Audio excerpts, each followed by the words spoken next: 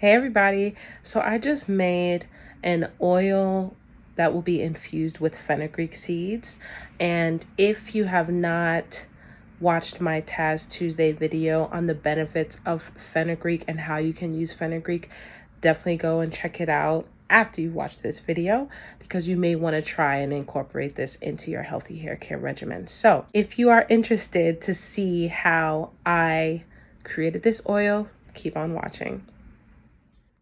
So because I am keeping the fenugreek seeds in the oil for quite a few days, I will be putting it in a glass jar first. Over time, the oil will dissolve more, so there'll be less oil. And so I need a bigger jar. So one thing you'll need, obviously, are your fenugreek seeds. And then these are my carrier oils of choice. I'm using castor, grapeseed, and black seed oil.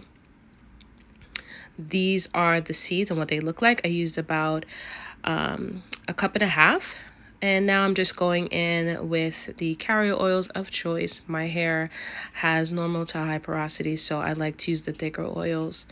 I will be using this oil for both my hair and my scalp.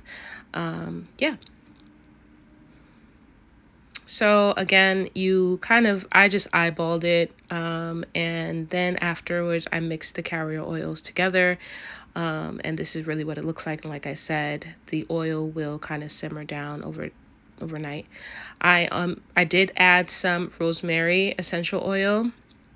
That also has great benefits for the scalp, and also some amla oil, which is also known as Indian gooseberry. So I kind of just made this master goodness oil concoction. I'll definitely keep you guys posted as to how my hair responds to it. If you try it, definitely tag me and DM me. Thanks guys for watching.